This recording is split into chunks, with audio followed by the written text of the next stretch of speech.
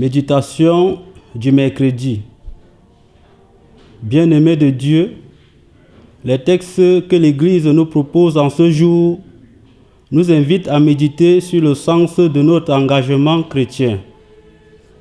D'abord, dans l'entame de la première lecture, nous voyons la mort d'Étienne, souvent considéré comme le premier des martyrs de l'Église. Ensuite, nous voyons comment les hommes et les femmes qui ont donné leur vie à Christ sont persécutés et jetés violemment en prison à cause de leur témoignage de foi. Enfin, nous voyons comment, sans cesse, les apôtres, à l'instar de Philippe, continuent à proclamer le Christ à travers les signes et les prodiges malgré les persécutions.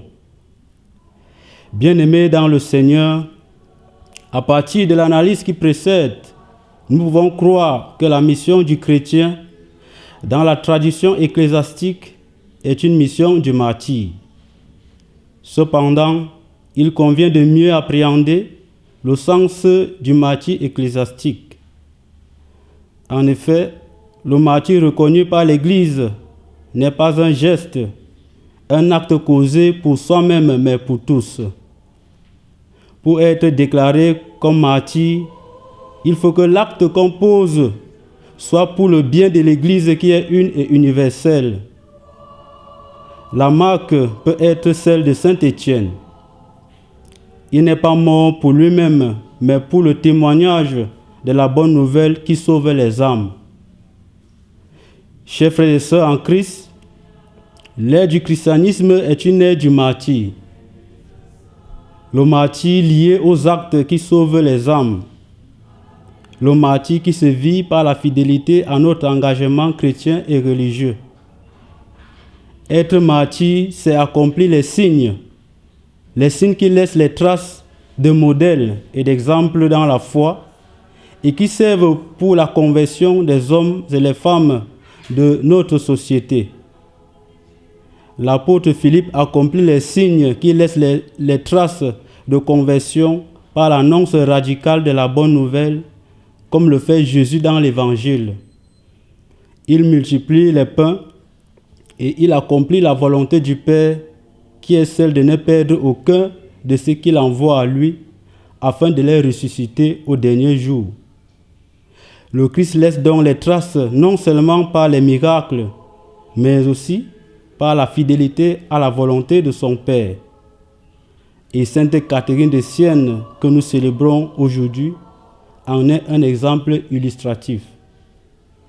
Elle a également laissé les traces par son amour ardent au Christ, qui la conduisait au service des plus vulnérables.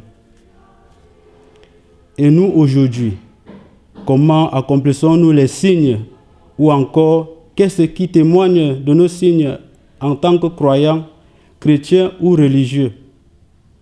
Quelles sont les traces que nous laissons dans la conscience du monde et de celle de nos frères et sœurs?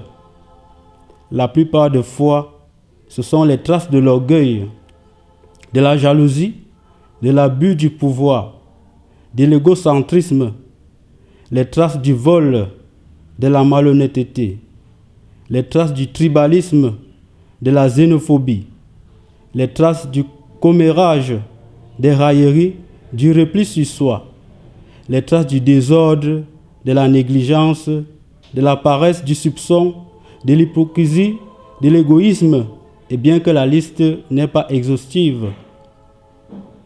De telles traces concourent à la destruction de l'Église, à la division de nos communautés, nos familles et nos sociétés, et que le Christ condamne sans cesse. C'est pourquoi, comme notre vocation en tant que disciples du Christ est celle du martyr, nous sommes invités à imiter le Christ, les apôtres, les saints et saintes de l'Église qui ont agi pour que les hommes aient la vie en abondance. Que Dieu nous aide.